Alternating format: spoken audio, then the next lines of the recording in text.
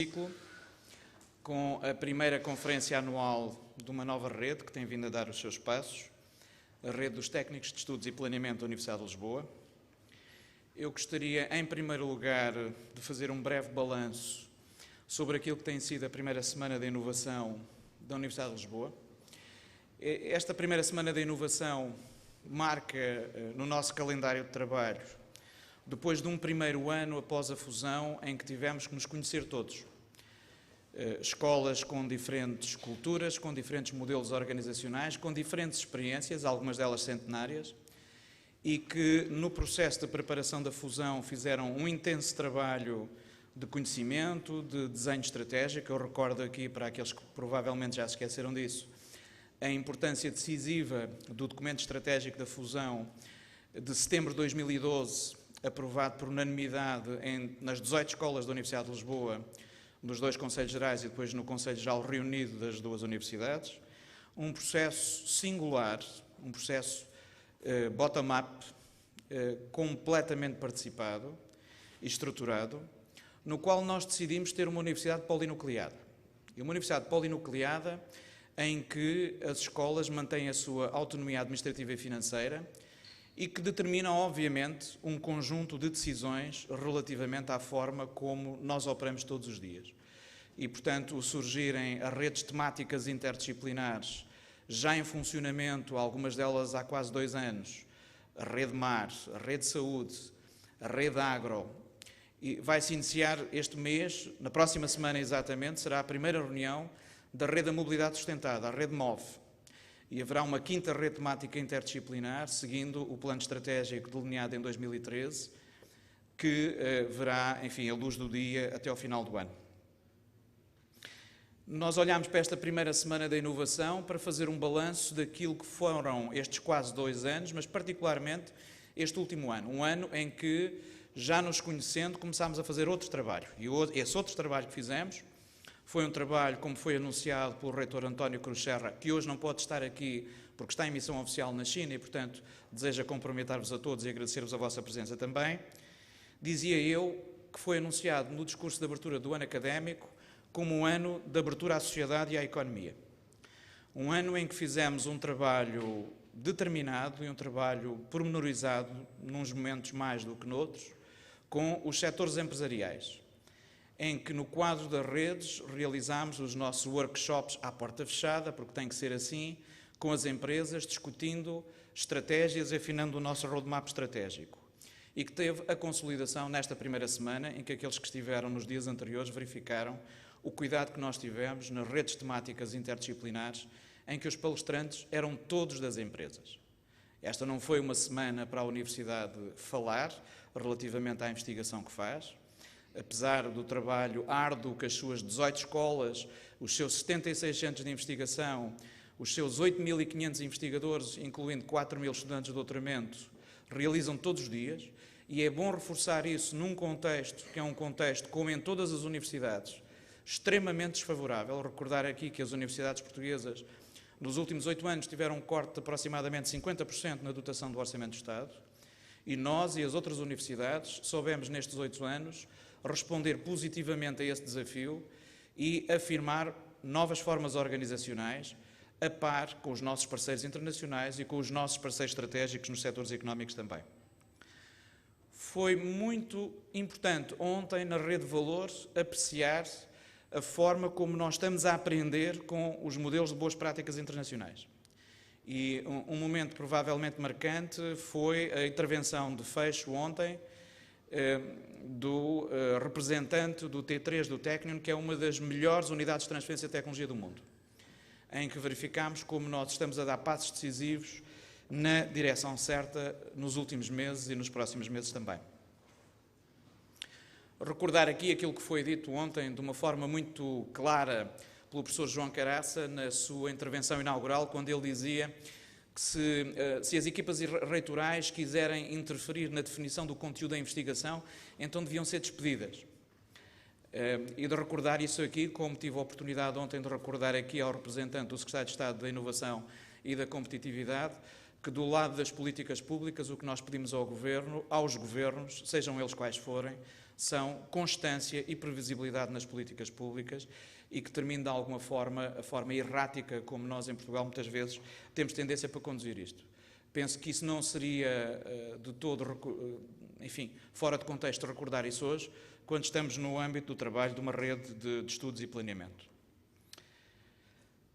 Recordar que a importância para a Universidade de Lisboa, para qualquer universidade, do planeamento estratégico e, portanto, do trabalho que faz ao nível da reitoria, o Gabinete de Estudos e Planeamento e em articulação com as escolas através da rede TEP, nomeadamente na previsibilidade dos modelos de formação, nomeadamente sobre a oferta educativa, sobre a qualidade da oferta educativa, sobre a oportunidade da oferta educativa, sobre a empregabilidade que daí resulta também, mas também relativamente à investigação e desenvolvimento. E hoje não vai estar muito em discussão na rede e, portanto, eu gostaria de reforçar aqui o trabalho absolutamente exemplar que o Gabinete de Estudos e Planeamento da Reitoria tem feito, eu diria que muitas vezes como back-office, não visível, eles têm sido designados como os parceiros silenciosos nas reuniões, porque estão lá fundamentalmente para ouvir e reportar e analisar em todas as interações que nós temos tido com o setor empresarial. E as dezenas de empresas, de grandes empresas nacionais dos diferentes setores que têm passado pelas nossas reuniões, têm de facto percebido isso de uma forma determinante. Antes de passar à primeira sessão, eu gostaria de deixar aqui também explícito, já o fiz ontem, mas houve um problema técnico com a gravação e eu gostava que isso ficasse mesmo documentado, os meus agradecimentos muito sinceros à equipa que tem suportado toda esta iniciativa. Sem eles nada disto era possível. Na pessoa do Vítor Andrade, que está aí escondido, agradecer a toda a equipa do Departamento de Informática, porque eles têm sido incansáveis, fora de horas, a montar a logística de uma operação que é bem mais complexa do que parece à primeira vista. Ao setor da comunicação, na pessoa da Cláudia Sousa e dos seus companheiros, porque têm sido também incansáveis em documentar e registar tudo aquilo que tem sido feito aqui durante esta semana.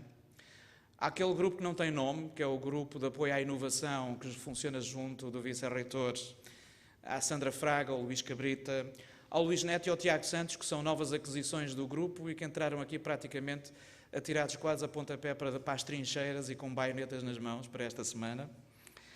E, finalmente, e já o disse e gosto sempre de o reforçar, ao Secretariado da Equipa Reitoral e, particularmente, à Ana Paula Silva, que tem sido absolutamente determinante. Muitos de vocês têm muitas vezes estado muito mais em contacto com ela do que comigo para resolver toda a enorme quantidade de problemas que surgem numa organização deste tipo. E, finalmente, ao Gabinete de Estudos e Planeamento na sua totalidade e na pessoa da sua coordenadora, da Susana Oliveira, e também agradecer a colaboração com o Luís Carvalho, como diretor executivo, tem dado sempre neste processo relativamente aos passos decisivos que nós temos dado.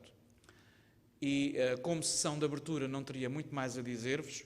Nós vamos passar imediatamente de seguida à primeira sessão. A professora Nelly Pauli, que é a reitora da LUT, uma universidade finlandesa, uma universidade de pequena dimensão quando comparada com a nossa, muito mais próxima daquilo que é o modelo de uma universidade técnica, mas que tem feito um trabalho, a meu ver, absolutamente notável no último ano de reorganização da sua própria universidade, olhando para os pilares estratégicos de desenvolvimento. A Nelly Pauli, que, para aqueles que estão mais atentos a isto, era, até há um ano atrás, Diretora-Geral de Investigação da Comissão Europeia e que transitou diretamente da Comissão Europeia para reitora de uma universidade para a reorganizar. A Nelly Pauli pede imensa desculpa não poder estar hoje presente, mas prepararam um vídeo, enfim, com uma qualidade técnica que nós podemos apreciar e que a equipa da informática vai colocar imediatamente em projeção.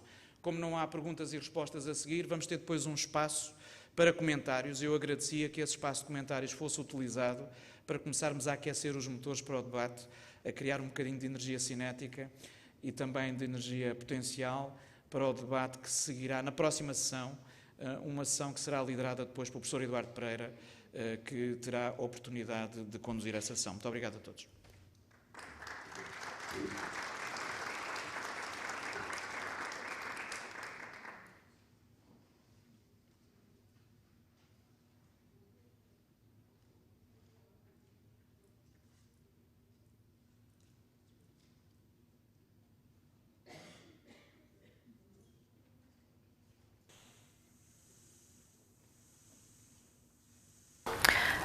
Ladies and gentlemen, dear colleagues in the University of Lisbon, first of all I would like to wish you all a very good morning and my best wishes from Finland. I also would like you to thank for inviting me to this internal conference which you have, and I feel that I have an important role as a foreign speaker here with you. This is about change. How should we plan for the future so that we would be suitable for the future? And I think that the only way to be prepared for the future is to adapt to the change and make the best out of it, be proactive. George Bernard Shaw has very wisely said that those who cannot change their minds cannot change anything. So in spite of our long tradition in the academia and in the universities, we really should look also into the mirror and see whether there is a need for change. And I think, yes, there is. My presentation will discuss the role of universities in the changing world, and I give an example from Finland, my own country, and more specifically from my own university, which is the Lappeenranta University of Technology, and tell something about our new Trailblazer strategy and its solution-based organization. Also, I would like to discuss a little bit how we can meet the innovation challenge and integrate the knowledge triangle in our work in the universities. We shouldn't forget the European and global level either, and I would like to tell you what I think about universities as an actor and as a stakeholder in the European research area. And here I think that mobility of people and mobility of knowledge are the most important factors.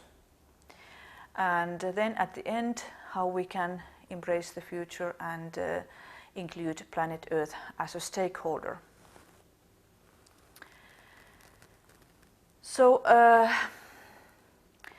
there has been quite a change in the national context in Finland during the last year. In 2009, the government made a new Universities Act, which entered into force in 2010. And this change has a far-reaching impact to the universities. This new act enforced the existing autonomy of the universities by emphasizing the independence-induced competence and responsibility by the universities. It also made the universities independent legal personalities, which are now separate from the state. Previously, the universities used to be government agencies. This change meant big things into management and decision-making system of the universities.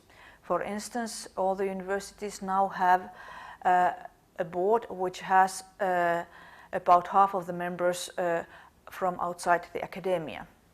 In the case of my university, we have more than half of the members outside the university and our students. Our chair and our vice chair are both coming from the business world, and you can imagine that this has been a refreshing wind, and I say this in a positive sense indeed, because that has been very important for us to see what needs to be changed. This new act also emphasizes the full financial liability of the universities. However, I have to tell you that we are not fully independent from the government and taxpayers. Still about 1/2 or almost 1/2 of our budget is coming from the Ministry of Education and Science. And this means that they still do have a great influence on what we do and what we don't do, because they measure our quality and impact by certain indicators, and if we fulfill them, we get more money. So the traditional mission is, of course, to educate people based on research, but the new legislation emphasizes that we have to educate students to better serve their country and humanity. And of course, the quality of all our activities is very much emphasized.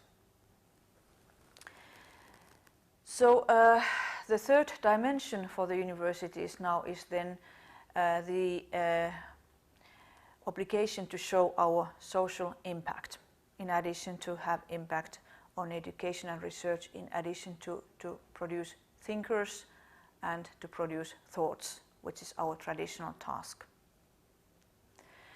This means that we have to become more targeted. Education and research must serve the society that is sponsoring us, that is the taxpayers. And there are very hard requests for us to contribute to economical competitiveness and social well-being of the country. And you can imagine that during these very hard times, this is even more expected than for a few years ago when the Act was made. This requires that we have to introduce a new creative environment, which means entrepreneurship. And this leads also into the need to change our attitudes and the way we function in the university. We have to think of the socio-economic relevance all the time in our education and research, and we have to ensure that there will be a greater permeability between society and the university. So what then could be a relevant model for this new role which we have to take? Our university, the Lappeenranta University of Technology, we translated this societal impact mission into 4 key questions which direct our education and research activities and which are complemented by 3 cross-cutting topics. And I will tell you what they are. Our new strategy is called a Trailblazer strategy, Trailblazer 2020, and the overall goal is to gain very high societal impact around key competencies so that we indeed can make a difference and have a clear profile in the Finnish research and innovation system. The 4 questions which our board put to us are the following. Are we going to burn up everything?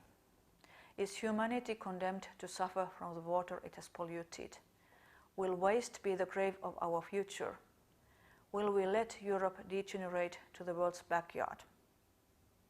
And then in addition to these key questions, there are 3 cross-cutting topics which more or less permeate all these questions. Namely, to enhance the competitiveness of our country, we have to support in whatever way we can the SMEs for them to be able to tap the growth opportunities on international markets. You really cannot grow if you don't become more international. We also should capitalize our present cooperation with Russia and use the science-based means to maximize the business opportunities with this vast country. We also should utilize better the data science and become prolific in data mining and data analysis. There's a lot of data around there which can be used in a much better way than we are doing at the moment. These 4 key questions don't mean that they are titles of some research programs or even less research projects, but they define the field where we should be working. And if I want to put it very shortly, so the field could be described in terms of circular economy, clean energy, and sustainable economy. So this is our field in our university. We cannot do this just in the same way as we did before. So this is why we had to change the organization as well. And in the slides here you see some kind of a matrix. We renewed our school system so that we now have 3 schools, which are the schools of business and management, School of Energy Systems, and School of Engineering Science. And these are the home bases of all academic staff and also home bases of all education. But research will be organized on solution-oriented research platforms. They have names A, B to N in this picture because we have not yet chosen these ones. We have had a university-wide internal competition and cooperation process to define these. The senior researchers and the professors, they could make proposals which would answer to these strategic questions, not exactly these questions, but this area, circular economy, clean energy and sustainable economy, and also ensure the high scientific excellence. And I have reserved some university money to have a long-term funding for the winning platform proposals. All the proposals were evaluated by an international panel, and we are right now in the process of selecting the winning platforms. So next time we see, I can tell you what they are. So most of the research will be performed on these cooperative platforms, which are open for partners also in the future, and not only for those who are already there in the proposals. So I would like to tell you something about the Finnish long-term science and innovation policies which led to the formation of this new University Act. Already since 1990s, Finland integrated research and innovation policies along the so-called knowledge triangle, which integrates education, research and technology, and innovation together. And as you can see, this is now made a reality in the universities. At the European level, this same model was introduced, for instance, by the European Institute of Innovation and Technology, EIT, and this picture here on my slide has been taken from EIT. So there you see education, research and business. So the innovation part is the new part for us. And I would like to tell you one practical means which we have implemented in the Lappeenranta University of Technology, which is serving innovation and business. We have formed a new company which is called Green Campus Innovations Ltd. And this is a capital investment company of which the university holds part of the shares. This company offers an end-to-end process for those projects which we have found to be mature enough from the university research. First of all, this company helps to bring the invention to maturity in an incubator, and then after that it brings this idea to market readiness in an accelerator, and also it houses this invention in a startup company and accompany it in the first commercialization phase, and not only operationally but also financially. So we have business angels who have invested money into this company and these ideas which we have decided to incubate and accelerate. This is a very new company, and at the moment we have 2 ideas under funding and support, and more to come via the deal flow from the university.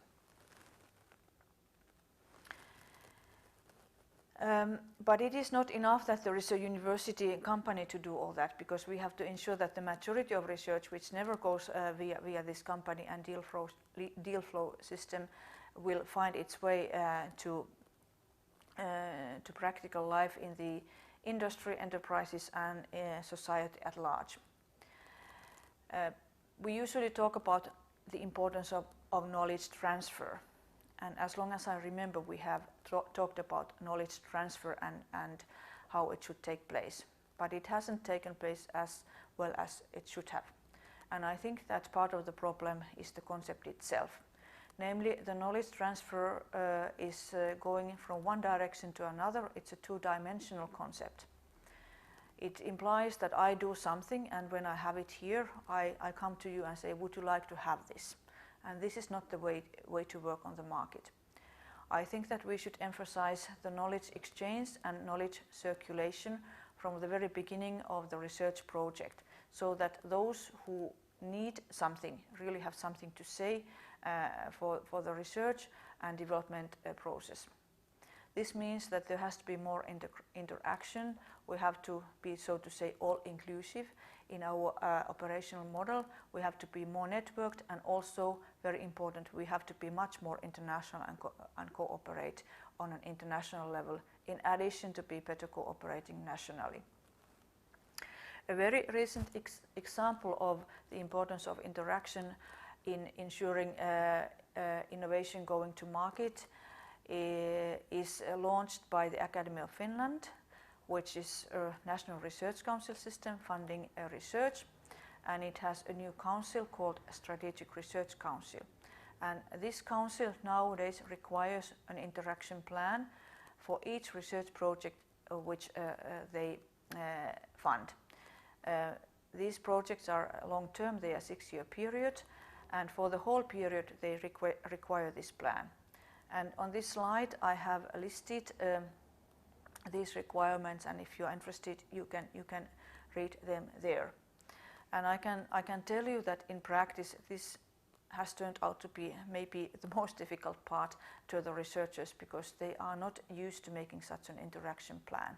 They are used to producing papers and results for each other.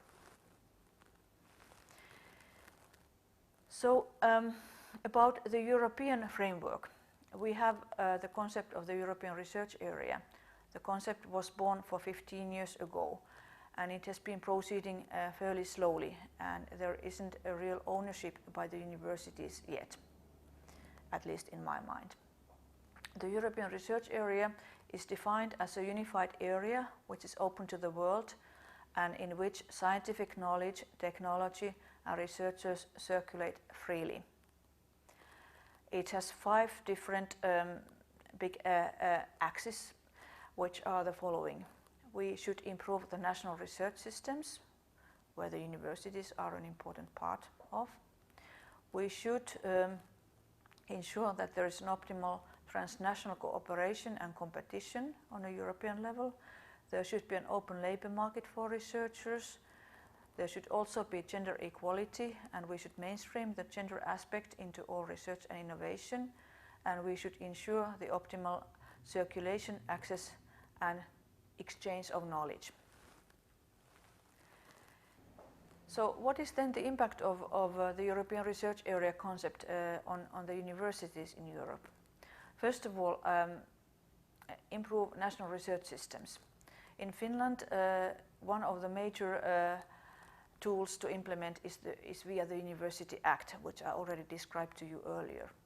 Another tool for us is to implement the knowledge triangle, that is to say the integration between education, research and technology and innovation. I would like to group the second and third goals of the European Research Area, namely the transnational cooperation and competition and open labour market for researchers. For me, the most important factor in both of these is the mobility of researchers. With people you move knowledge, and without people you can't do anything. So it will be via the researchers that you can in practice make the European Research Area to become true. And one important way to do this is to follow the principles of the Human Resources Strategy for Researchers, which is a document which the European Commission has made to help the universities and other research organizations to form their human resources policies in such a way that it enhances the mobility across the borders and that it ensures that there is social security for the mobile researchers and students alike. And another important tool is the introduction of the tenure track system, which means that there is an open competition for researcher positions all over Europe, an open call for positions based on competition. This is a system which has been lately introduced by most of the Finnish universities, including mine, and I expect it to become a game changer in the long run. Gender equality is not a problem in Finland on an average. We have a very high gender equality index, 73.4, compared to the European average of 54. I know that this is also high for Portugal, your country. But we shouldn't think that everything is fine in our countries. The field of technology still remains a problem in the gender equality respect. We still don't get enough females into technological studies and research. Optimal circulation and access to knowledge and exchange of knowledge is very much implemented via the open science and open innovation concepts, which also the European Commission is promoting very forcefully. Many of the universities are already having good policies for open access to publications, and maybe less so for open access to data. But this is something we all have to do to ensure that there is an optimal access to knowledge, and also a good basis for further research. In Finland, we have a specific program called Strategic Centers for Science, Technology and Innovation, SHOCS. And they are a kind of public-private partnerships, including academia, other research institutions and the private sector. And this helps us to implement the knowledge triangle concept in practice. And then I already mentioned the knowledge interaction plan, which is now requested by our main funding agency for basic research. And I think that it's a very important part to make knowledge to circulate. I would also like to highlight the importance of mobility at an early age of a research career. There is a very good advice paper from LERU, the League of European Research Universities. It was published in April 2013 and can be found in the web. And they have made a proposal how we could implement the European research area via integrated forms of mobility. It has three different forms of mobility. The first one is the one which we all know very well. It is called exchange mobility, and it takes place at the choice of the students. For instance, the Erasmus Plus program is a good example of that. The more advanced, more deep form is networked mobility and curricula, where a university creates a network with its partner universities and sends its students for a certain period and specific part of their curriculum to another university. And the deepest form of cooperation is called embedded mobility and curricula. And this means that the universities or faculties or programs of a university set up a consortium within which the students rotate to follow part of their educational trajectory. And here we come very close to the idea of a European doctoral program, which I think would be something worthwhile trying in practice as well between the universities who find complementarities and win-win situations. So how can we then improve the impact of research and also include the planet Earth as a stakeholder? There are three different innovation models. The traditional one is called the triple helix, which is about the knowledge economy, and it includes the university, industry and government interaction. That is to say, industry as a user of results and government as a user of results, as a decision maker. But if we add there, as we should, culture and the civil society, then we come into something which can be called quadruple helix, or a knowledge democracy. This is a recent trend which we all have to take into account. It is some kind of a media-based and culture-based public model. But this is not enough. We should also include the fifth element into this model, and that brings us to knowledge ecology. Namely, we should take into account the environment into our considerations. This could be also called a quintuple helix. So in practice, the drivers of knowledge in this last version would be those five different components: industry, government, society and environment. And if we take all these into account and make deliberate policies taking seriously these broad interactions between all the dimensions, we can perform research which is of high impact both to the society and to the planet as a whole. So then finally to the question how to plan for the future and the challenges of tomorrow. I would like to repeat that adaptation is not a choice, it is a must. And the agility is the key for change. We have to be agile. We should do things faster. We cannot wait for years to come to make a change. We have to institutionalize the change today to be relevant tomorrow for education, research and sustainable innovation.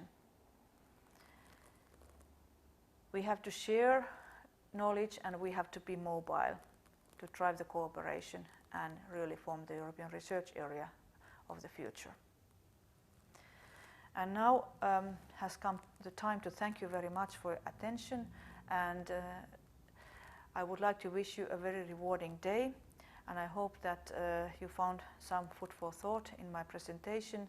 And I would like to end my presentation by showing you a very short video of our Trailblazer strategy, which brings you to the ice of Lake Saimaa, which is just by our green campus, and you will see how this green campus looks like in the winter time. This video has been made by the excellent communications team of my university, and I hope that you find it both informative and enjoyable. Thank you very much.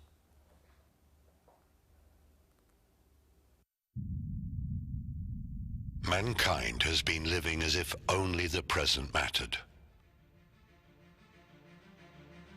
Consuming resources at an unsustainable speed. The Earth will provide has been the prevailing mindset. This short-sighted way of thinking must come to an end. Today, more than ever, our world needs bold adventurers. Where are those who can stop the destruction of our treasure? Who will build a new world without waste and clean water for all? A world of green energy and sustainable growth. A world that lasts for generations to come.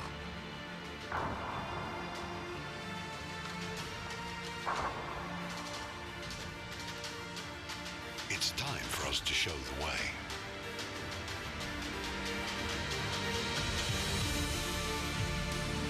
Let's look beyond our imagination. Seek the undiscovered.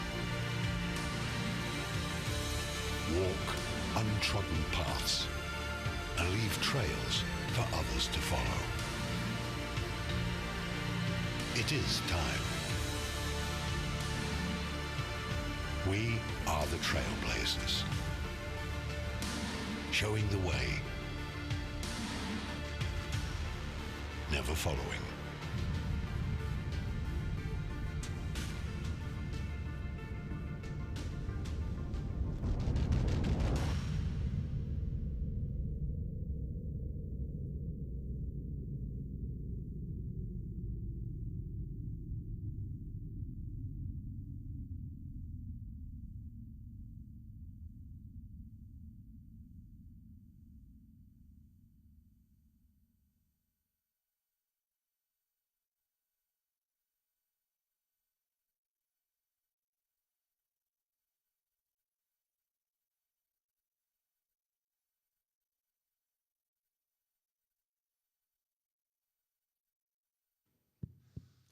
Bom, como tinha dito, nós não vamos ter, obviamente, perguntas e respostas. A professora Nelly Pauli não está disponível exatamente por estar na reunião que eu tinha referido, mas não quisemos deixar de utilizar este espaço para alguns comentários. Eu, enfim, vou pedir depois aqui ao Eduardo Pereira que faça também alguns comentários, mas eu gostaria de destacar, em primeiro lugar, dois aspectos, e há depois dois microfones na sala para quem quiser intervir.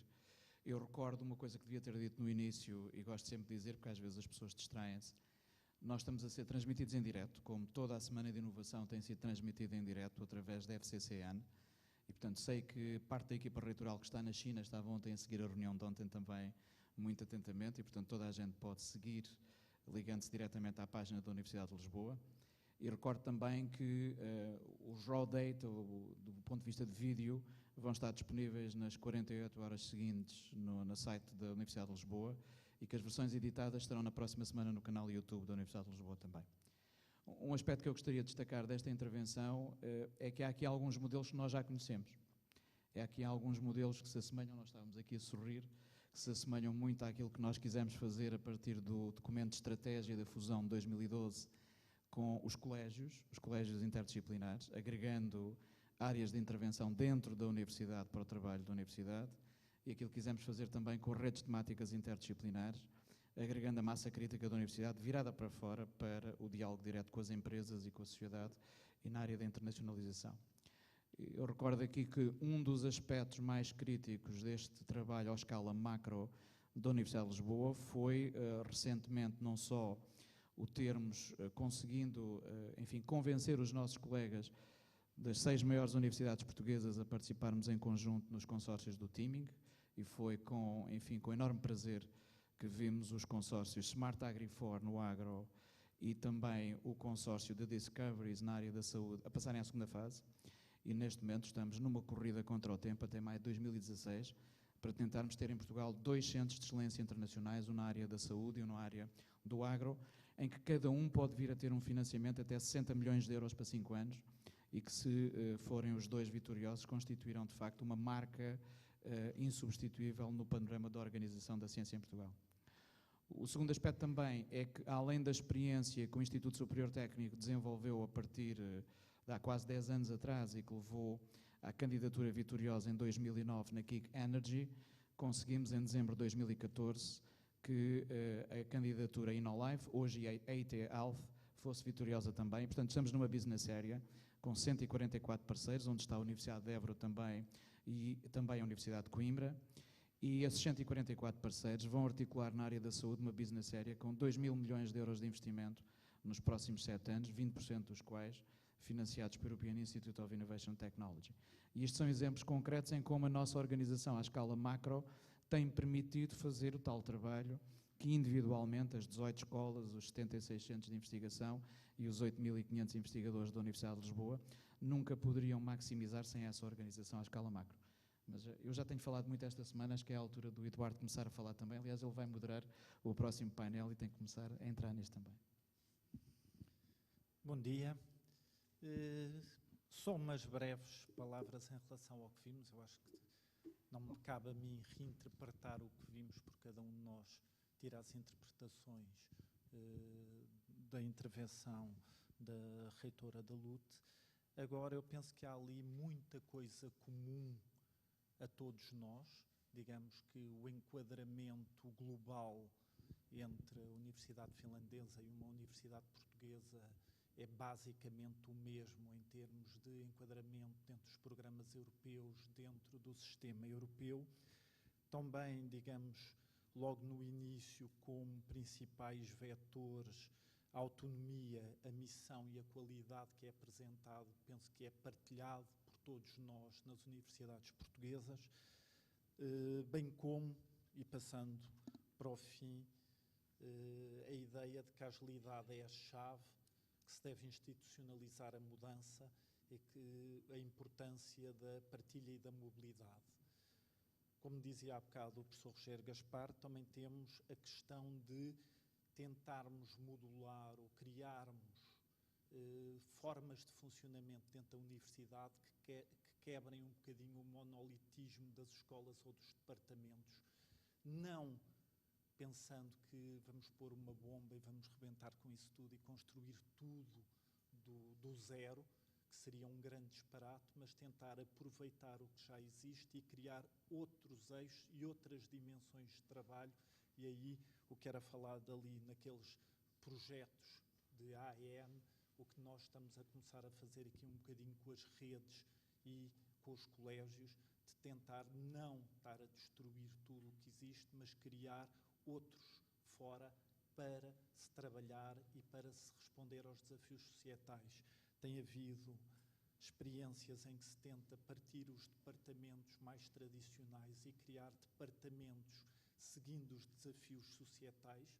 Penso que essa não será a melhor solução, porque dentro da ideia que era dada no fim de institucionalizar a mudança, criamos depois novas estruturas, novas rigidezes e não vamos resolver o problema. O que devemos criar é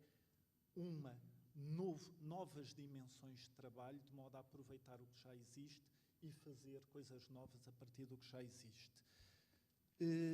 Aí agora sempre um bocadinho o lamento, se calhar português, é que mesmo com a Universidade Finlandesa, que acaba até por, em termos de financiamento, ser muito parecida com as maiores universidades portuguesas, metade do orçamento vem do Estado, a outra metade é competitiva, ou de fundos europeus, ou de colaboração com a indústria. Eu volto a focar no primeiro ponto dos vetores, que é a autonomia, e aí é que precisamos de melhorar muito no nosso sistema para permitir às universidades conseguirem fazer muito mais com aquilo que têm, com aquilo que dispõem, e aí a palavra-chave é a autonomia. Claro que a autonomia vem sempre presa a outra palavra-chave, que é a responsabilização. E isso aí nós assumimos o conjunto, não compramos só uma, compramos as duas, a autonomia, a responsabilização e depois a qualidade e a medida da qualidade que temos que ter também. E acho que este ponto, e digamos que penso neste momento, o que do ponto de vista da Universidade de Lisboa é mais limitativo a tudo o que é planeamento e desenvolvimento é a autonomia e o reforço da autonomia. E daí focar muito nesse ponto em relação ao que vimos ali. Penso que não estamos em pé de inferioridade com nenhuma das universidades europeias, precisamos é dos mecanismos que nos permitam competir em pé de igualdade. Em termos europeus competimos, pelos vistos em termos de financiamento também temos estruturas iguais, agora agilidade administrativa e capacidade de fazer, isso é que temos que melhorar bastante. Eu passava a palavra para esse lado, há 2 microfones na sala.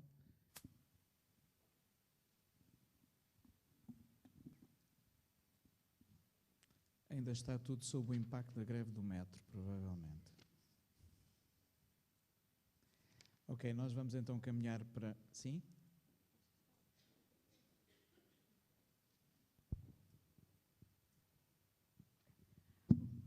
Eu agradecia que se identificassem à medida que fossem falando para nos conhecermos todos.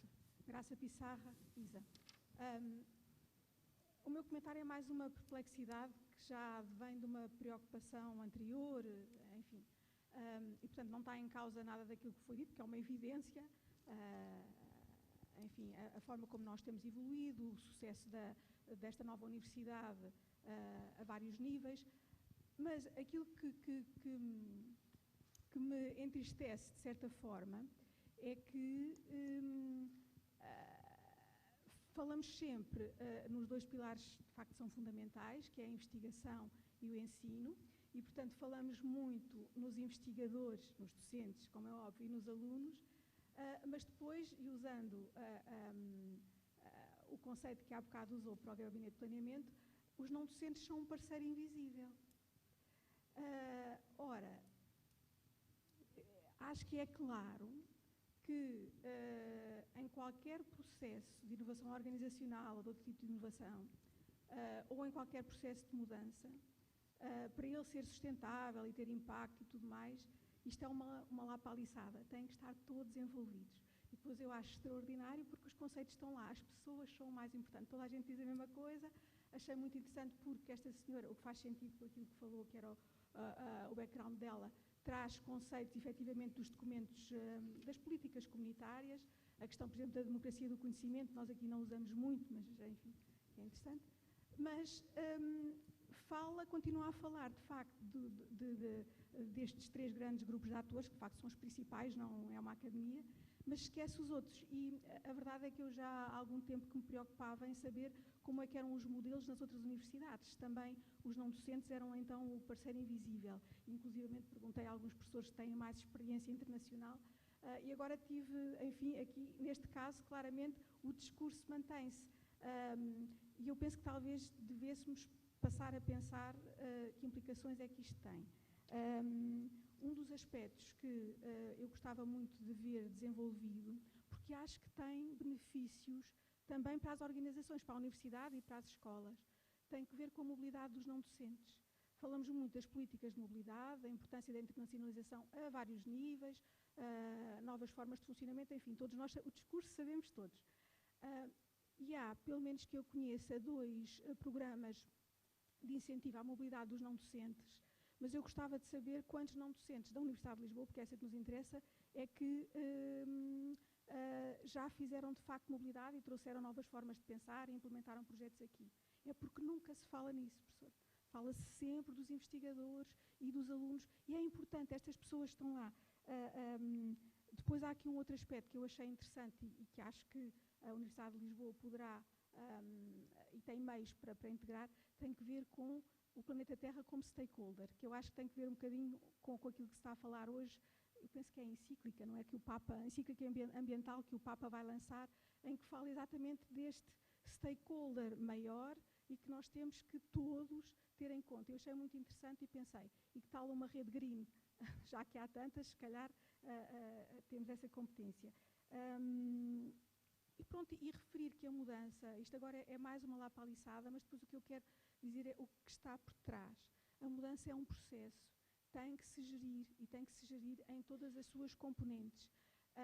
Por vezes quem está envolvido diretamente nos processos de mudança organizacional, ainda por cima desta dimensão e com a pressão política que nós vivemos no ensino superior, não tem disponibilidade nem tempo para fazer a gestão, mas é preciso, professor, e aí eu acho que a Universidade de Lisboa não tem acautelado esse aspecto e podia acautelar porque tem meios internos para o acautelar e o impacto e a longevidade, enfim, seria muito maior. Basta, por exemplo, ver, eu vi nas anteriores conferências porque quis vir, porque precisava de perceber, como não docente, o que é que se está a passar, porque isso permite-me depois delinear também o meu mapa. Eu acho que trabalhar na universidade não é o mesmo que trabalhar numa fábrica de sabonetes, temos que perceber o que é que está a acontecer.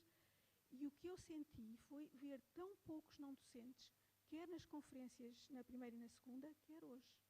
E isso eu acho que é preocupante e que a universidade deve preocupar-se, porque esta informação não chega a essas pessoas, elas não estão nos fóruns onde isso se discute e não chega. E, portanto, era esta preocupação, esta pena e esta perplexidade que eu queria partilhar e pedir que, na medida do possível, destes planos de intervenção de quebra de silos, fossem também contemplados estes parceiros até agora silenciosos. Há mais uma questão na sala, ou 2, mas relativamente a alguns dos aspectos, eu dizer que partilho muito daquilo que disse e gostaria de colocar desde já no contexto. Muito daquilo que disse é muitas vezes referido no contexto da universidade como uma posição estritamente corporativa. Eu penso que não é, que é uma posição de realismo relativamente ao funcionamento da universidade. Eu recordo aqui algumas pessoas na sala que estavam na mesma sala comigo na altura em que isso passou, que tivemos a oportunidade no processo de fusão de discutir a representatividade dos não docentes.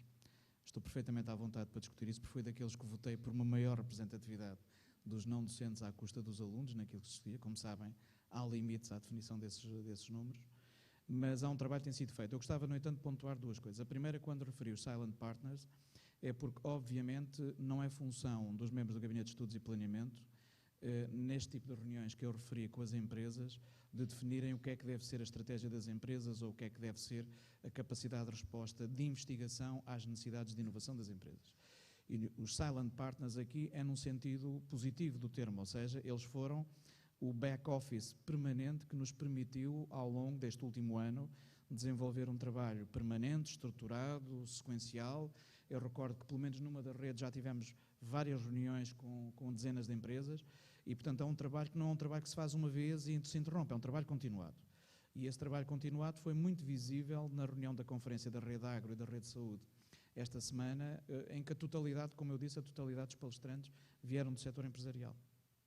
E isso não é normal uma universidade fazer este tipo de abordagem e expor-se desta forma, porque a Universidade de Lisboa nisto tem tido, e como penso que outras universidades estão a fazer um esforço também nesse sentido, teve ao longo desta semana uma total transparência. Tudo o que aqui foi dito dentro desta sala foi transmitido. Qualquer pessoa de qualquer setor, em qualquer país, bastava ligar-se à página da internet da Universidade de Lisboa, podia assistir ao que se passava dentro desta sala. Mas o princípio dos Silent Partners é para reforçar que é um trabalho permanente dentro da universidade, e aí sim que é realizado muitas vezes pelos não docentes, que não é visível, mas que é determinante para que as coisas vão acontecendo. E, portanto, o papel dos não docentes neste espírito de desenvolvimento e de acompanhamento das estruturas para resposta à mudança e às necessidades e aos desafios da mudança é, obviamente, uma preocupação permanente do reitor e da equipa reitoral, e eu gostaria de dizer dos presidentes e diretores das diferentes escolas. As condições para isso serem implementado muitas vezes não são as ideais. Todos nós sabemos isso. Todos nós sabemos que estamos em universidades em que o corpo não docente e o corpo docente já agora também estão extraordinariamente envelhecidos. E que isso vai ter, obviamente, um conjunto de consequências no futuro na qualidade de serviço que as universidades vão prestar nos 3 níveis diferenciados de prestação. Eduardo, não sei se querias comentar alguma coisa também. Se não, penso que há aqui à frente uma primeira intervenção. O Rui já raptou ali o microfone, porque está sempre ali a fazer rapto, mas ele é o terceiro a intervir, porque eu não vou deixar fazer ultrapassagens. Obrigado, Rui.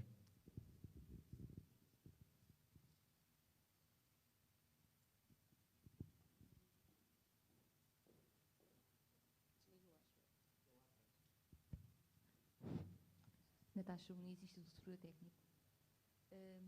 Eu não sei se me vou antecipar ao primeiro painel que vem a seguir, mas ainda dentro deste, que é Ensino Superior, Inovar e Agir, eu gostava de saber a vossa opinião relativamente, por exemplo, ao mestrado de Gestão e Energia, que tem sido um sucesso a nível internacional e que está dentro da Kik Energy, que o técnico ganhou a nível de parceiros internacionais.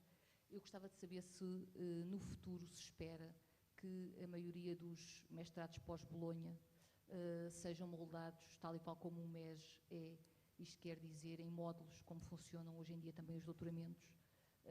Estou a falar a nível de currículo e horários, em que cada aluno pode escolher o seu próprio currículo em cada semestre e em cada ano letivo e, portanto, é muito difícil para nós compatibilizar as escolhas dos alunos, sendo eles internacionais e depois chegando cá e não sendo possível acertar ou concordar com todas as escolhas que eles façam antecipadamente.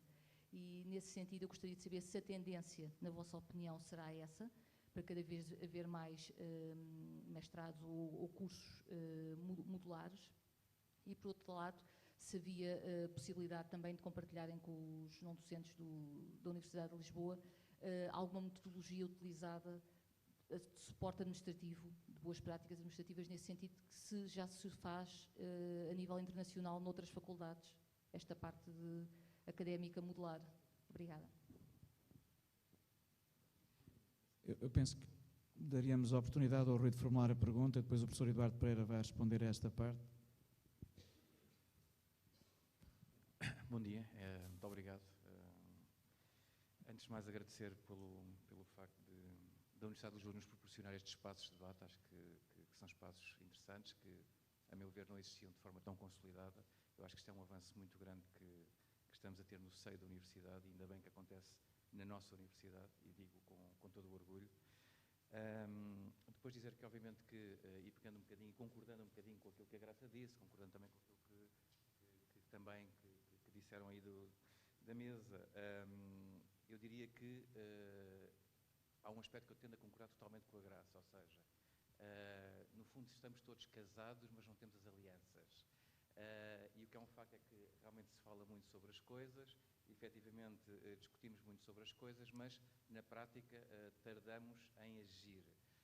Eu acho que isto é um princípio interessante, ou seja, o facto de criarmos uma rede como a rede TEP será claramente aquilo que eu chamo, se calhar indo buscar aqui um autor que se alguns de vocês conhecem, que é o Alvin Toffler, eu diria que é a quinta vaga, não é? Estamos numa quinta vaga que se trata da emancipação do corpo não docente ou do staff não académico da universidade. Eu acho que isto é importante, acho que é determinante e acho que vai ser precursor daquilo que o futuro nos vai trazer. Obviamente continuamos a ter um problema grave, e daqueles assuntos que foram aflorados na apresentação que identificámos foi, obviamente, a autonomia. O professor Eduardo Pereira realmente referiu isso e com toda a dimensão. foram focados 3 aspectos em particular, em que a questão legal, não é? Como é evidente, estamos reféns de um regiés que é absolutamente lesivo para o próprio bom funcionamento da universidade. Acho impensável que nós só tenhamos, obviamente, um representante e que hajam, por exemplo, 2 universidades em Portugal que não tenham nenhum representante não docente nos Conselhos Gerais. Portanto, eu acho que isto é gravíssimo. Depois a questão da própria introdução ou da própria, enfim, entrada dos próprios não docentes nos próprios Conselhos de Gestão das unidades orgânicas ou das universidades, que também seria importante. Hoje em dia o corpo não docente tem um conjunto de qualificações que não tem nada a ver com o passado, e não falo só em qualificações académicas, falo em qualificação de função. Isso é que é importante termos, portanto, essa percepção. E obviamente que a universidade hoje em dia não é a universidade que era há 20 anos atrás. E obviamente que isto, mais uma vez, e reforço isso temos aqui, portanto, o próprio debate que estamos aqui a ter hoje é uma consequência dessa emancipação que a própria universidade está a ter conhecimento dela, mas que tem que fazer o boost, no fundo, para chegarmos ao 2.0, se quisermos. Eu diria que, enfim, há três aspectos que são fundamentais nesta reformulação da universidade e no sentido daquilo que nós podemos, no fundo, olhar para ela, que será a competitividade, a internacionalização e a autonomia. E, no fundo, são os 3 vetores que eu diria que podemos interpretar a partir daquilo que nós vimos.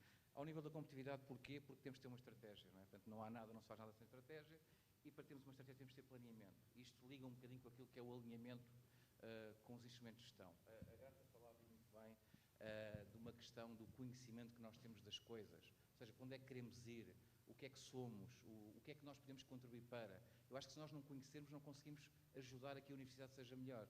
Eu acho que aí há uma grande responsabilidade da parte dos Conselhos de Gestão, há uma grande responsabilidade da parte se calhar também da parte do próprio Conselho Geral e até da minha própria parte ou da parte dos colegas que estão a representar o próprio não docente, de que é necessário claramente nós abrirmos a escola também ao corpo não docente. E essa abertura fará com que o conhecimento seja, no fundo, partilhado. Além de partilhado, é envolvido. Sendo envolvido, obviamente, os contributos serão majorados positivamente. Eu não tenho a mínima dúvida que, e como eu estava a dizer, que hoje em dia a participação, o contributo poderá ser claramente muito maior. Ao nível da internacionalização, obviamente que a questão das redes, das parcerias são importantíssimas. A questão que a Grata também aflorou, e com toda a pertinência da mobilidade, é absolutamente decisiva, e não só a mobilidade internacional, porque também até cá, no próprio país, podemos aprender um bocadinho com os outros parceiros. As tais redes que falámos de envolver as universidades em Portugal, acho que são extremamente importantes. Eu próprio tenho estado envolvido em algumas e tenho tido resultados muito positivos, quer partilhando aquilo que nós fazemos de inovador, quer ouvindo aquilo que do outro lado vem como inovação, e eu acho que isso é importante para todos. Depois a questão, obviamente, da autonomia, voltando ao último assunto, enfim, esperemos, obviamente, que haja uma ampla participação da parte, quer do nosso reitor, quer dos nossos vice-reitores, no sentido de que permitir que o próximo regiés permita que não aconteçam casos como este, em que o Rui Mendes, infelizmente, está sozinho no Conselho Geral, quando poderia ter muito mais colegas, porque há muita qualidade nesta universidade para poder também ajudar a própria universidade a crescer. E ficaria por aqui. Muito obrigado a todos. Nós já resvalámos um bocadinho o tempo, vamos terminar por aqui com as questões. Eu ia pedir ao professor Eduardo Pereira que focasse as questões que foram colocadas em primeiro lugar e depois voltaria à intervenção do Rui antes do coffee break. Obrigado. Em relação à pergunta da Natasha, eu penso que com Bolonha e com a evolução nós temos cada vez mais diferentes modelos de cursos. E o que acontece é que vínhamos habituados a cursos muito monolíticos e isto explodiu um bocadinho. O caso do MES, para mim, é um bom exemplo porque é um mestrado muito pluridisciplinar. Em vez de andarem os da mecânica preocupados com a energia na ótica da mecânica, os da eletrotecnia, com os de cada departamento, estamos outra vez numa daquelas fatias transversais que abrange. Como é muito diversificado, tem alguns problemas de gestão, mas eu acho que não nos devemos perder demais nos problemas de gestão. Um adequado, se quiser, planeamento e previsibilidade. Uma coisa que nós não estamos muito habituados em Portugal, que é o aluno antes de se inscrever, já sabe qual vai ser os horários todos que estão feitos e quais são as datas das avaliações, permite resolver essas questões de grande parte da gestão que nós andamos aí a falar, e isso não me preocupa. Preocupa muitas vezes uma excessiva fragmentação e não o caso do MES, em que temos uma conciliação de diferentes áreas numa oferta de ensino mais global e mais abrangente não só no plano interno como no plano internacional. Por isso não me cria grandes preocupações, é sempre trabalho a mais que nos dá, mas isso eu acho que estamos aqui para o fazer. Em relação à pergunta do Rui Mendes, eu desvalorizo, se calhar estou a fazer mal, a questão tanto de representatividade e tanto de membros no Conselho Geral. Seria melhor mais, temos o que temos, poderemos no futuro se calhar voltar a ter mais. Acho que é mais importante, e isso também foi falado no vídeo, é ter com o Conselho Geral, ter tentado introduzir dentro da universidade e na decisão estratégica da universidade atores exteriores à universidade. Isso para mim foi um grande enriquecimento que o RGES trouxe e que não existia anteriormente. E para mim o único defeito é que a capacidade de intervenção do Conselho Geral, mesmo assim, seja relativamente reduzida, e acho que a capacidade de intervenção do Conselho Geral em termos de definição estratégica da universidade devia de ser mais forte. E preocupo mais com isso. Em relação à questão dos não docentes, o que eu costumo dizer sempre é: eu sou vice-reitor durante 4 anos e depois vou-me embora. Os não docentes continuam cá e são eles a coluna vertebral dos serviços e do funcionamento da universidade. E, apesar de muitas vezes serem silenciosos no sentido do trabalho não sair para as ribaltas, são eles que vão desenvolvendo o trabalho que se vai mantendo de gestão para gestão e que dão a continuidade à universidade. Eu não me preocupa em termos de representatividade, preocupa muito mais em termos de idade e em termos de formação. E aí é que eu acho que nós temos que investir bastante para ter quadros muito qualificados que a certa altura fazem com que nós, como vice-reitores e o reitor, tem que tomar as decisões mais políticas e não tem que fazer muitas vezes trabalho, que tem melhorado muito nos últimos anos, não ter que fazer trabalho que é quase desde data mining, trabalho de dados, etc. Todas as etapas do trabalho, felizmente agora na universidade e em muitas das escolas, todo esse trabalho é feito profissionalmente pelos serviços e é deixada mais a parte de gestão de topo e política às lideranças e menos esse trabalho. Isso acho que tem sido uma melhoria extraordinária no funcionamento da universidade e das escolas e espero podermos continuar a melhorá-la exatamente com rejuvenescimento e qualificação. Eu já vou a Rui, mas a Susana queria dizer qualquer coisa. Vamos ter a oportunidade ao longo do dia de falar um bocadinho dos objetivos da criação da própria rede TEP. Eu acho que neste momento o importante é perceber que a universidade somos todos. Docentes, não docentes, investigadores e alunos.